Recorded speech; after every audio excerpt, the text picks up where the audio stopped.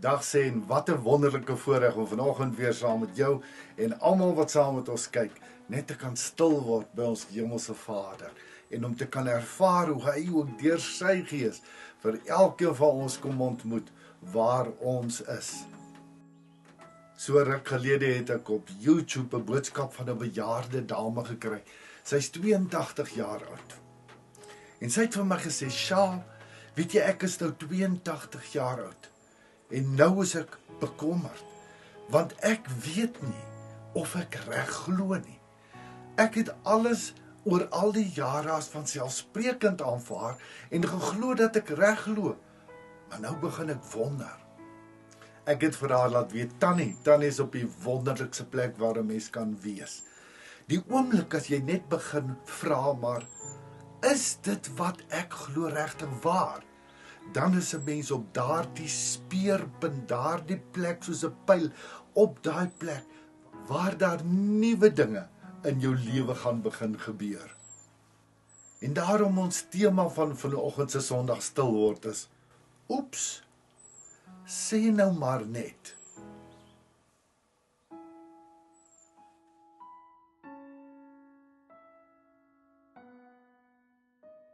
Johannes 14 vers 2 en 3.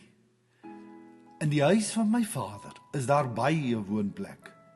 As dit nie so was nie, sou ek nie vir julle gesê het, ek gaan om vir julle plek gereed te maak nie. En as ek gegaan het en vir julle plek gereed gemaak het, kom ek terug en sal julle na my toe neem, sodat julle ook kan wees waar ek is. Nou die realiteit van die lewe is dat elke mens wat op hierdie aardbodem leef, glo in iets. En dit waarin ons glo, is bepaal deur waar ons vandaan kom. Die kultuur waarbinne ons groot geword het, die opvoeding wat ons gekry het by ons ouers, ouerhuise, die godsdiens waarbinne ons van kleintyd af groot geword het. Dit alles het ons waarheid, dit wat ons glo, gevorm. Nou die groot ding is, almal van ons glo, ons is reg. Ek glo ek is reg, jy glo soos wat jy glo, jy is reg.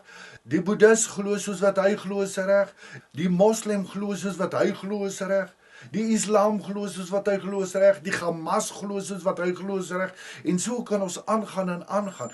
Almal glo hulle is reg. En weet jy wat vir my hartseer? Mense is bereid om hulle lewens op te offer vir dit wat hulle glo is reg. So dit wat ek glo is reg, en as jy nie glo soos wat ek glo nie, dan is jy my vyand. En ek is bereid om jou dood te maak, omdat jy nie wil glo soos wat ek glo nie. Hartseer, nee.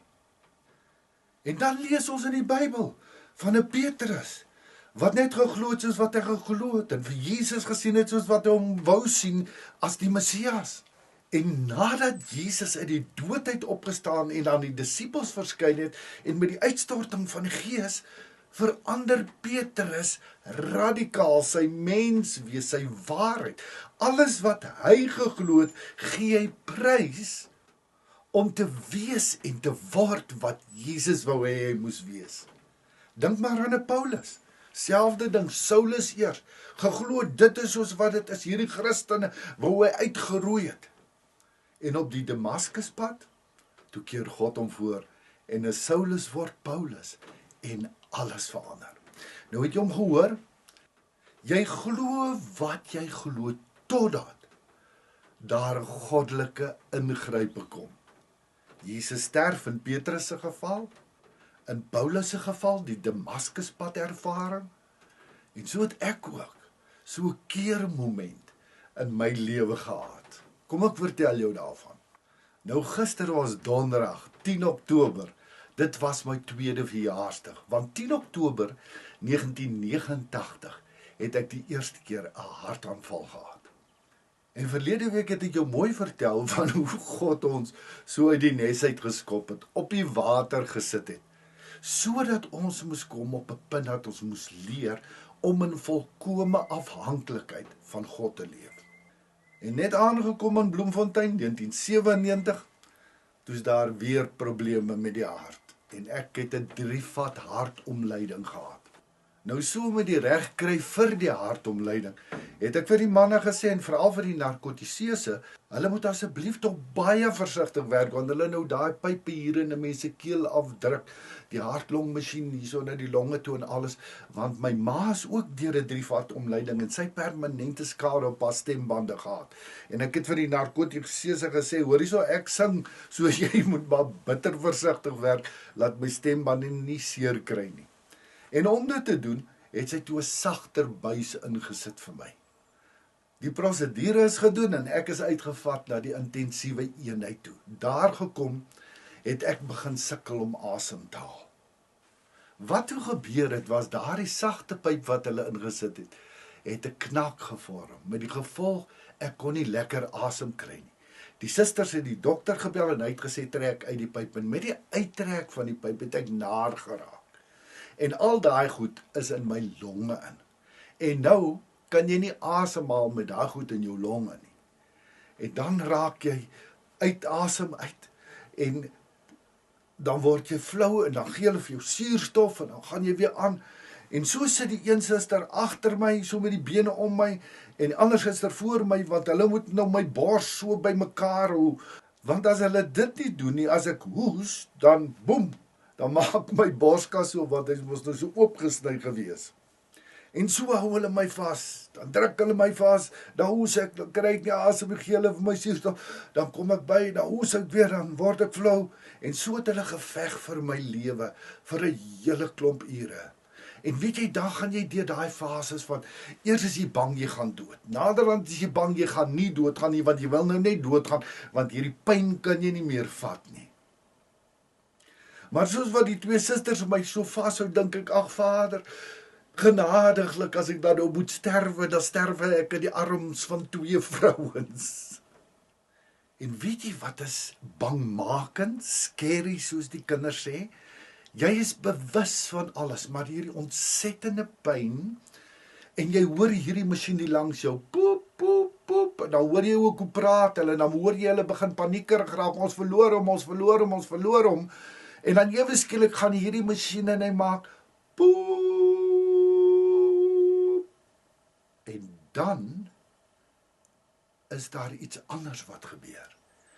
Tot op daardie moment, wat my hart gaan staan het ek hierdie ongelooflike pyn ervaar. Maar die oomblik, toe ek in arrest gaan, toe my hart gaan staan, en daai flatline kom, daai poep, toe beleef ek die onbeskryflikste vrede, liefde, en alles wat jy kan beleef. En as ek dit nou vir jou vertel, dan wil die trane sommer loop. Maar daar het 'n geweldige ding in my kop gebeur. Ewe skielik het ek begin wonder, maar sjoe, wat het ons nou eintlik hier gehad? En ek het meer begin lees oor dit. Wat gebeur met mense wanneer hulle harte gaan staan? My hart het so vir ongeveer 4 minute opgehou klop. En die interessante ook, hoewel jy sonder pyn is hierdie vrede en alles ervaar, is daar sulke momente van kom en gaan. Een oomblik is jy 100% bewus van wat om jou aangaan, die geskarrel en hoe hulle soek na masjiene, en hoe die een suster sê, staan weg. En sy haak af en sy sla my so met die voorarm op die bors, goeps, en ewe skielik, poep, poep, poep, poep. So ek sê altyd, ek is deur 'n vrou teruggeslaan lewe toe. Maar soos wat ek jou sê, daardie belewennisse, wat ek in daardie tyd gehad het my in die dink gesit. Ewe skielik, het ek begin wonder, maar wat het gebeur? Wat gebeur met ons wanneer ons sterf? Wat is aan die ander kant? En soos wat ek jou nou al baie gesê het, wanneer ons begin vra oor dinge, oor hierdie goed wat ons glo, dan kom God op verrassende maniere, en dan kom voorsien hy in die antwoorde op maniere wat ons nie eens aan kon dink nie. Ek het 'n boek in die hande gekry. Die boek se naam was Ander kan die dood, en dit was geskryf deur 'n kardioloog, 'n mediese dokter wat nie geglo het in God en sy gebod nie, En wat hierdie dinge gesien en beleef het, en dit het hom ook 'n bietjie laat wonder oor 'n klomp dinge, en hy het begin navorsing doen oor dit. Sy naam is Dr. Maurice Rawlings, Ander kant die dood is die boek se naam. En soos wat hy begin navorsing doen het, het hy al hoe meer begin verstaan dat hierdie dinge wat mense kon vertel wanneer hulle hartstilstand beleef het, kan nie sommer maar net hulle eie stories wees nie. Een van die dinge wat hy byvoorbeeld aanhaal is wat in die teater gebeur het. Die persoon het in arrest gegaan, sy hart het gaan staan en hulle het geskarrel daar rondom hom. En hierdie persoon het uit sy liggaam uitgegaan. Hy het gesien hoe die suster vooroor buig en hoe haar pen uit haar sak uitval. So is hy toe weg na 'n plek toe. Maar hy het toe weer teruggekom en toe hy weer bykom, het die suster langs hom gestaan en sê, "Haai, weet jy, ek het nou my pen iewers verloor." Hy het gesê, "Suster, gaan kyk, in die teater, onder die kas in die hoek, sal jou pen kry." Sy het gegaan, sy het die pen daar gekry.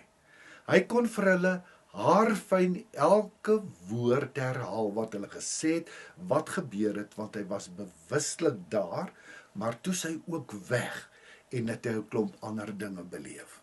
Nou jy sien, van hierdie ander kant die dood dinge, is daar bitter min geskryf oor in die Bybel.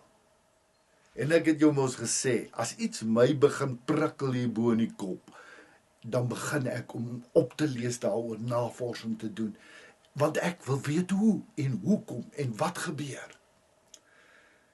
En hoe verder ek begin het om hierdie goed op te lees en te soek in die Bybel en oral te kyk en met mense te gesels, hoe meer het ek besef dat ons nie mooi verstaan waaroor gaan hierdie lewe nie en nog minder verstaan waaroor gaan die lewe in die hiernamaals.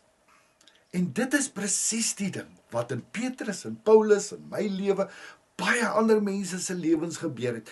As jy sekere dinge ervaar en beleef het, dan kan jy net nooit weer dieselfde mens wees nie. Nou ek dink ons stop nou eers hier vandag, volgende week kuier ons verder saam. Mag jy hierdie week op 'n baie spesiale en besondere manier net bewus wees van God se liefdevolle teenwoordigheid, hoe hy jou lei, hoe hy jou seën, maar maak oop jou hart, jou kop en sê, Here, kom wys my, wat is u waarheid vir my lewe? Liefde groete, seën en oorvloedsmaat, Shalom. Baie dankie, Here Jesus, dat u vir ons kom wys het, wat is die pad terug na ons hemelse Vaderhuis. Dankie dat u vir ons in en deur u Gees kom leer het wat is u waarheid vir ons lewens en hoe ons elke dag u waarheid kan ontdek. En dankie dat u deur dit alles vir ons kom wys het wat dit beteken om vanuit u goddelike oorvloed 'n lewe as oorwinnaar saam met u te lewe. Ontmoet my waar ek is, Here, en lei my deur u Gees om al hoe meer ook net oop te wees vir u waarheid, ontvanklik te wees, sodat ek ook die mens kan word wat u wil hê ek moet wees. Amen. Om elke dag 'n dagstukkie op WhatsApp te ontvang, kan jy net jou naam en jou nommer per WhatsApp na die volgende nommer stuur. Ek herhaal net, op WhatsApp na die volgende nommer stuur. 08282164333. Ons sit jou dan op 'n groep en dan kan jy elke dag jou dagstukkie op hierdie groep lees. Jy is ook meer as welkom om ons Facebook Lewe Lig Gemeenskapsblad te besoek of ook ons Lewe Lig Gemeenskap kanaal op YouTube.